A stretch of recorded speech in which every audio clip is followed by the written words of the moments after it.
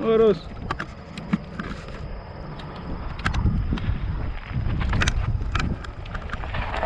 Es que sabe que yo trato de agarrar el sillín con las piernas para que me dé como más agarre ahí en la llanta de atrás.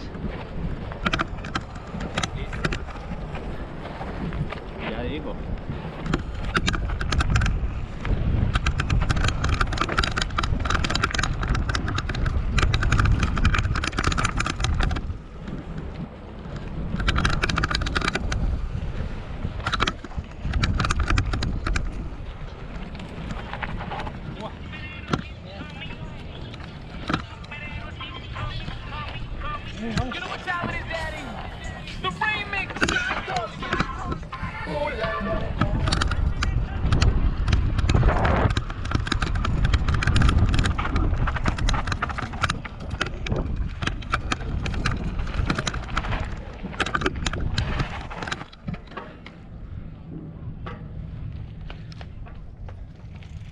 Eso, moros.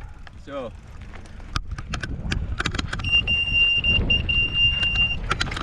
¿Qué pasa el bus? Ay, no.